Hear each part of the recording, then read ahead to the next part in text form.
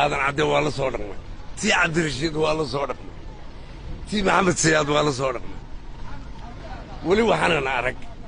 ee cimrigayga ka weynaatay nin tuuga oo waxaday waxaan arki jiray nin carare hadduu waxado nin carara weli waxaana arag tuug intuu adduunka rogo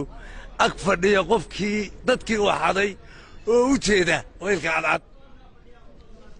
weligay maan arag waa qiso yaaba waxay tidhahdaa soomaalidu ku maamaada inta gardarri hadday ooyaan bal kuwo garra maxaa odhan lahaydeen nimankan ka hadlaaya askaraha iyo etoobiya qayb la geeyey iyo waxaas waxba kama jiraan waxba dalka tari maysaane waxba ha yeelinina dalka iyo dadka iyo diinta midna wax tari maysaan ka daaya ilaahay idin abuuray ka yaaba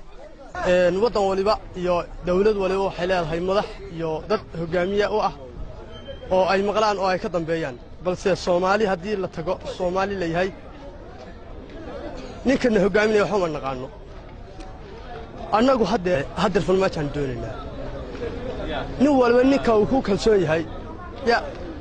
buu doonaya oo danaynaya annagu saaca hadday noqoto farmaajo mise qof kale farmaajan u codaynaa farmaajan doonaynaa dalka Soomaaliyeed dadka Soomaaliyeed in Maxamed Cabdullaahi farmaajo dib loo soo celiyo waayo Soomaaliya maanta iftiinku u baxay oo ninka intaas u qabsaday waxa ayaan daran ninkii shalay gabdhaha iibsaday iyo kii badda iibsaday ayaan daradooda shacab Soomaali isku soo sharaxayo le madaxweynaha u tartamayna ciidamada Soomaaliyeed al-shabaab bay la dagaalamaan Tigray lama dagaalamaan midaana way sheegaynaa ciidamada Soomaaliya waxa loo asaasay in al-shabaab iyo cadawga la dagaalamaan lama asaasin in Itoobiya iyo Eritrea iyo Tigray la dagaalamaan marka waxaan sheegaynaa waxaas wax jira maaha ciidamadu dalkoodii bay joogaan hooyooyinka Soomaaliyeed oo dad baa naga maqan wiil baa naga maqan waxaan leenahay hasaasaneen hadda yaan in ka maqnaan dalkiina caruurina waa haysataan qaska ka dhaxwada oo dawladda qaska ku haya inaysan annaga faa'iido aysan noo lahayn warka ay sheegayaan war propaganda ah inay yihiin oo been ah oo loo soo dhiibay dawladda sheeyaan warka u soo dhiibay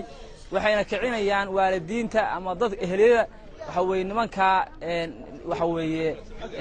ciidanka ah oo qarankooda loo tababaray waxa weeye warkaan waxa oran lahayn been iyo propaganda weeye midda kaleeto mucaarad dawlad walba mucaarad bay leedahay dalalka kaleeto mucaaradkoodu waxay ka hadlaan waxay dawladdu dhaliilada ay leedahay bay ka hadlaan toosin bay u noqonaysaa dawladdu markay waxay dhaliisha ay leedahay ka hadashid waa toosin weeye laakiin nimanka Soomaalida ah macnaha laaluush qaatiyaasha ah waxa weeye wuxoodu mucaaradnimo ma ahan waa qaran dubis Yaxya Axmed Maxamed TV-ga iyo raadiyaha Shabeelle magaalada Baran